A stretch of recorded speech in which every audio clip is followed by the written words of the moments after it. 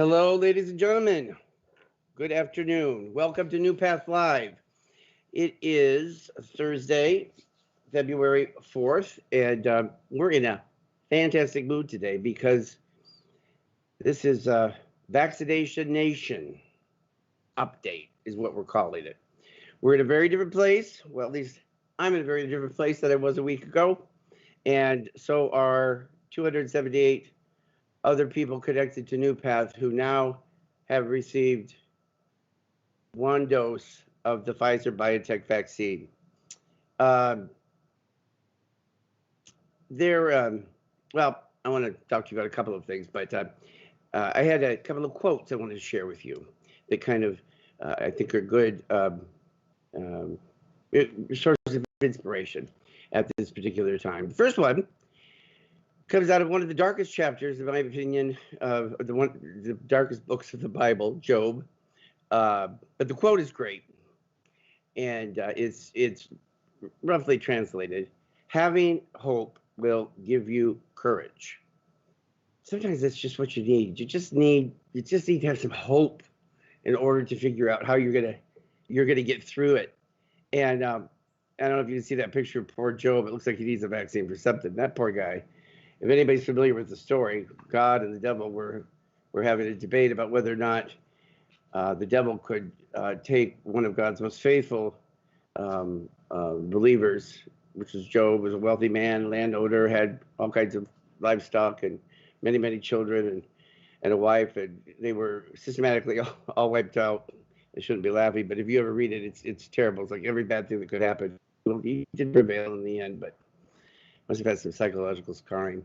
Anyway, so that was the first one. The other two come from a familiar children's series, and the first one is attributed to Christopher Robin from Winnie the Pooh. "You're braver than you believe, stronger than you seem, and smarter than you think." And I think those all apply very nicely to the staff at New Path and the families and the clients that we serve. And then the last little quote I wanted to share with you is from Eeyore. Poor Eeyore. But he says, "It never hurts to keep looking for sunshine." And guys, I think that that's what this past long, frenetic, crazy, terrible, uncertain, anxiety-ridden year has been for us, is just keep looking for the sunshine. Just keep looking for the hope. And it's been such a long time coming. But this past Friday, it happened, the vaccine. In fact, Friday morning, I woke up, I felt like there was something in the air. I felt like it was Christmas morning. I really did. I felt like I was Scrooge, like running down the streets. Happy Vaccine Day, I said to a few people on my way in. We were greeted at the door when we arrived. The staff were incredibly amazing. The preparation alone, all that they did. But we, as I said, got about, I think we went with the final number, about 278. I'm looking at Matt's numbers, with about a 60%, I think, vaccination rate for all of the clients and staff that we have connected with New Path. So we still have a little ways to go. And universally a high positive score for the clinic that day. In fact, the staff that helped really deserve the highest praise. We're going to put their names up again. Take a look, and if you know any of these people and you happen to see them, just thank them. These things don't happen accidentally. And I'm going to read something here from a text that Matt sent to me at 5:31 on Friday. He said, "First, check final numbers. We did 278 vaccines at Mill Street and several new Boston clients. Well, we would have been over 300 if we had added those in from previously. We used the last open dose at 4:59. Not one dose wasted. And they had a few still sealed up to take back to the pharmacy. This is the most important thing, though. Listen to this. Jamie and the Walgreens pharmacist said it was the best clinic they have done yet, most organized, and we were also so helpful. They said not all clinics are like that. Jamie said they loved our clients and staff. I was so proud. I really was. I mean, I know that we do this sort of thing well. We've got a lot of practice, but I just want to tip my hat to everybody that had a role, and to all of Vaccination Nation that came out to be a part of stopping the spread of this awful, horrible pandemic, because we are doing our part in making sure that if the virus lands in one of our bodies as a host, that it will be the last place that virus goes, and that it will not go on to infect anyone else or destroy any more families or take any more lives. Let's let it end with us. Now, these are very hopeful things. We are very hopeful. And I am just the whole, I know I need another one on the 19th and all of that, but yeah, my mind has begun to clear. And we're talking about all the stuff that's coming next, guys. We've had a year of having to sit still, and that's not easy for some of us. It's certainly not easy for me. And we were going full blast in January, February when this awful thing came into our lives, and it's been a challenge to try to hold back everything at bay, and even as we've had to dismantle and programs and lay off some of our important key NuPath family members. This next year we'll get back to better, and you're going to hear more about that. We have a special guest today, Bessie Simba, who is going to be joining me in a minute. Bessie oversees a couple of our medical model programs. I've known Bessie for many, many years. She's beloved. We've talked about her. She joined the vaccine task force kind of a little later in the game, but really we did it so that we could reach out to some of the staff that maybe have concerns about the vaccine. Before we bring her on, let's just take a quick look at the data. We know there's all these new strains. There's the Brazilian strain, there's the UK strain, the South African strain, and from what I've read and heard, it's all but certain that these strains have been in the United States for some time. So we're now at 451,000 dead people in the United States alone.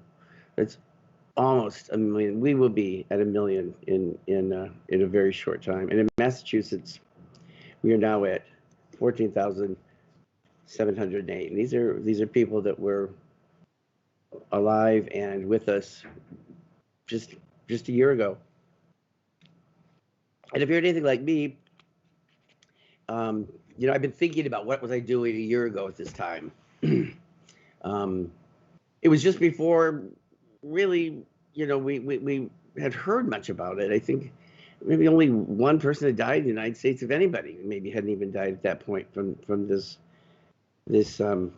pandemic, and we're still trying to figure out what it all meant. I am sure glad that I did not know what was ahead of us.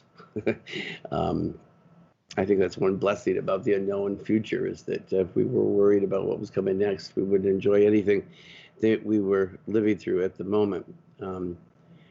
But guys, it's looking better. I'm feeling much, much, much better.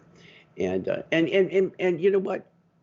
That clinic was fun because I saw so many faces. I was just there for a short time, but it's like old home week. And I was just thinking, when we reach a point where we are not restricted to in-person events, I don't know how we do it, but maybe something outside in the spring. I want to throw the biggest, most spectacular block party ever experienced, or biggest get together, and just see all of you, because I really miss the energy, the connecting, the just the camaraderie that we enjoy and we have opportunity to experience through our various events during the course of the year.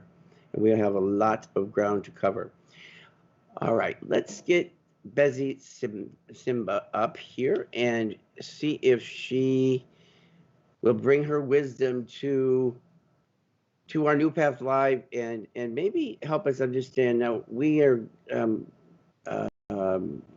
having the second follow-up. It's 21 days after for the Pfizer BioNTech, and so the people who got their first dose at Johnson Street will be due for their second one on February 12th. This is all going to go out in the email, Brett said, and then anybody who got their first shot last Friday will be getting their second one on the 19th. But here's the thing. If you were somebody that did not get yours, whether that is because you were, otherwise indisposed, or maybe you were on the line of whether or not you wanted it, you just were nervous, you were worried about it, you'll have a chance to get your first on the 19th. And this is something we didn't know. But I don't know what the protocol is going to be because there are so many people wanting this. Greg, is Bessie there, or am I not just seeing her on the... I think we're going to see her. There she is. Bessie, how are you? Good. How are you? I had a chance to see you in person over at the Martin Center, but I think that was the first time I'd seen you in person since I don't know when it had been. So thank you for your help that day, and I miss your smiling face. You've been a regular member of our business meetings, of our leadership team. You are very well respected. You that very special annual celebration. You and Michelle did that gorgeous tribute to Salem Street. We know what a special program that is, and the staff that work there are just incredible, incredible people. And so we thought maybe if we put you in a leadership position, or a position that you could speak to those staff or those people out there that are due a vaccine, but for one reason or another, they've decided they don't want it. What might you say? Well, first of all, let's start with this, Bezzy. What is the number one reason that you think people don't get it, or what are you hearing from the staff that are opting out of this life-saving and miraculous vaccine? What I'm hearing from staff are different mixed feelings. One of it is fear of the side effects from the vaccine. That's one of their reasons why they are hesitating right now to take the vaccine. Most of them are saying, oh, we want to wait for a little while, then we take. Besides that, people are going somewhere else if they have another job to take a vaccine from Moderna instead of Pfizer. So people have mixed feelings that maybe the Moderna one, it's more safer than the Pfizer. I don't know where they are getting their information from, but that's what I am hearing. And again, fear of rumors out there, which has got baseless proof on it, that how are you so sure that the vaccine they are giving us is the right vaccine? Maybe they have a different vaccine for Black people and a different vaccine for white people. Mm-hmm. And then another thing out there is like, you think they are vaccinating you, yet they are putting a chip in your body.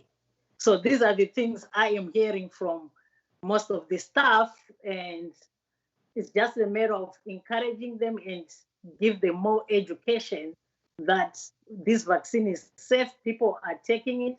They need to weigh the benefits of being sick with COVID, and probably you might die, and having the side effects, which people we have taken the vaccine, we are still here, we didn't die from the vaccine. Yeah, I was so glad to see you hadn't died, and I think you were happy to see I hadn't died when we got on this call, right? So let's we don't have a ton of time, but let's start with the first one. So the side effects. Every report that we've heard is that the side effects for this are extremely minimal. A little soreness locally at the site of the injection. I might have had a little soreness, but It wasn't that bad. It was gone by the next day. That's all I had. I'd forgotten I even had it. The needle was so small and it went in so fast, I barely even knew I'd gotten the injection. And so I think by now we have been hearing that even though it hasn't been officially approved for women that are pregnant or breastfeeding and some of these other factors, I've heard and been reading many women who've said they're just going to do it anyway because they think it's probably safe, but there's the data that they need to really determine that conclusively is not going to be available for some time. So to the best of our knowledge and ability, it is two people that have gotten it and that are aware of many others that haven't gotten it. I haven't heard of anybody dying. Very remote, reactions to it, but Sharon and the nurses were prepared in the event that that happened. As far as I know, that didn't happen at all. So if it's the side effects that's causing the concern, I really would urge people to not let that stand in their way. If people are saying that this is rushed to market and they're waiting to see what the longer term side effects are going to be, then they're going to have to wait. I mean, they're going to wait for 5 years or 10 years. I mean, because these things will only be determined over a very, very long span of time. And I have to believe that the people in the CDC would not in any way put American lives in danger or at risk if there was any kind of a real concern that there was something that could be problematic long term. Now, this other business about all of these conspiracy theories, I understand why certain communities of color and African communities, maybe this country's has made horrendous mistakes, terrible things that is a part of our national legacy that we can't deny. And I understand why some people would be wondering, is there a white vaccine and a black vaccine? But Bessie, do you think that that's true in any way? Have you had any reason to believe that there were two doses? I mean, No, not at all. It's the same vaccine that everyone is getting. mm-hmm. And I couldn't. I mean, we could dedicate 2 hours and still not get all through all of the conspiracies. But people have talked about this. This is a way for the government to track you and use 5G and use your body. I've read that people say there's a kind of a protein in the vaccine called luciferase that is going to, just these preposterous. I'm saying it, preposterous and unfounded and unsubstantiated and unvalidated conspiracy theories. Now, have you had any luck at all in convincing anybody that said originally they didn't want one, and because of you talking to them, they said, you know what, that helped me. I'm going to go ahead and get it after all. Oh yes, you have? I managed to convince few people who were at first they were not for the vaccines, and I tried to give them a little bit of education about the vaccine. I'm like, you are here, you are privileged to be here in the first world where we are getting vaccines right now. If you look at the people back home in Africa, they are dying and they don't even know when they will get a chance to get a vaccine. Yeah. Some of them don't even have a chance to go and get. So why don't you embrace this opportunity and go with it? So I managed to convince few people and they changed their mind and they came and they took the vaccine, and some of them they took it from the state they work for DDS. Yeah. So what you just said is so true. I don't know about you, but ever since I got the vaccine, I've been hearing the news with a different ear. Like and I've been hearing them tell, the different, broadcasters or whatever, saying how much they really want it. Maybe they haven't had it yet, or they've been trying so hard to get it for their parents that, they're calling the number and it doesn't seem to be available. And I know there are, there are all kinds of, actors and wealthy people and VIPs that are doing all kinds of shenanigans trying to get the vaccine before everybody else. We are in Massachusetts following the script that's been laid out by Governor Baker, and we're doing the best that we can to try to, encourage everybody that's entitled to one from NuPath to get that.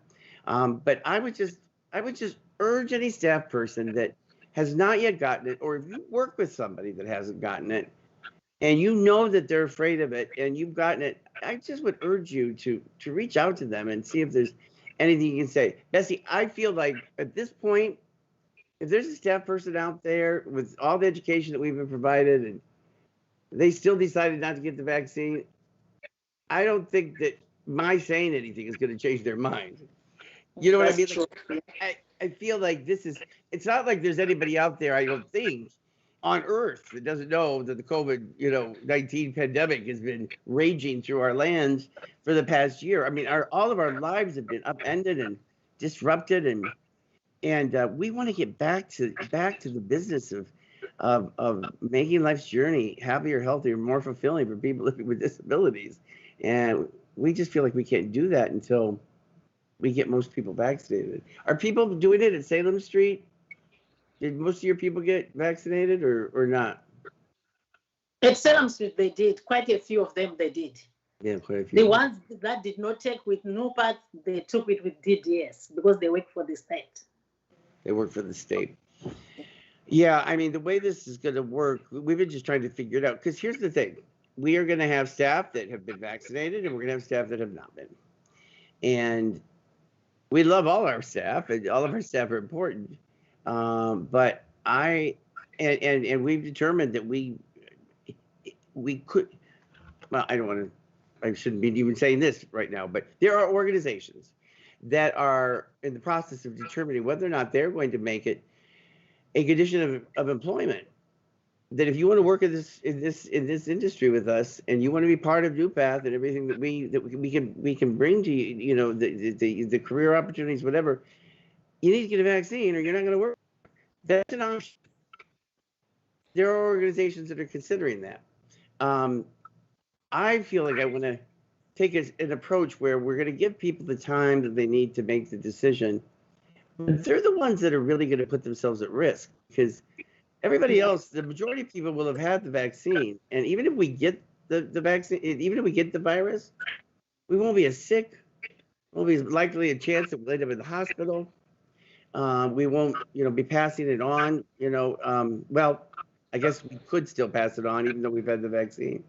There's stuff we don't know about that, but until we can see Massachusetts tamp this down even further, and the numbers do look like they're improving, Bessie. I don't know if you've seen them, but it does seem like things are getting a little bit better. That until that starts to happen, we're still going to have to be wearing masks, maintaining social distancing, and we need to get people back to work, Bessie, because that is how we are going to close the gap in our revenue. And this last year we had to cut out something like $2 million from our budget because of lost revenue, because of day programs, and that's a lot of people that are suffering because of those cutbacks. And this is our chance. This is hope.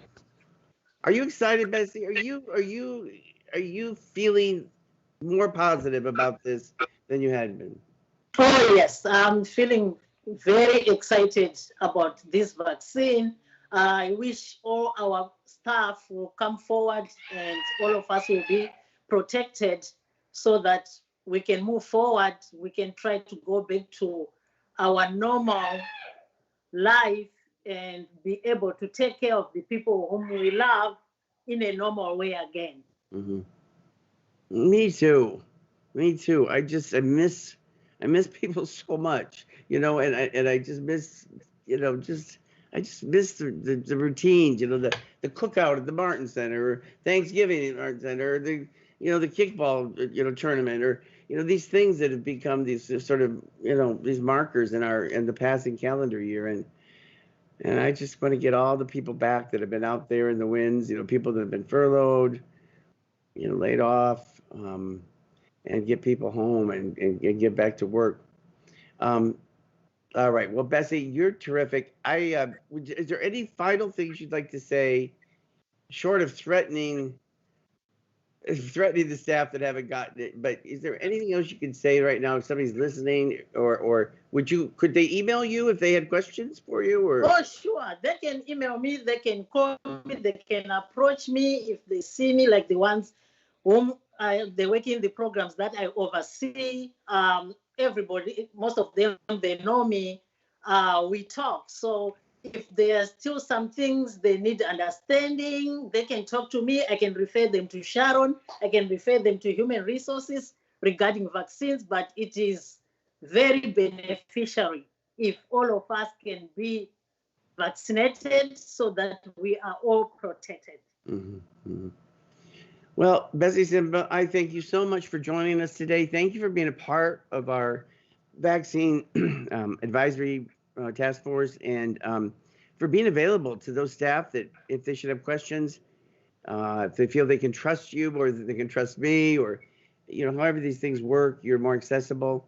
And if there's anything I can do, I know you'll let me know. But on behalf of NuPath and all of us, we just want to thank you for your service and for your continued good work in the programs. We're lucky to have you. Thank you. Thank you.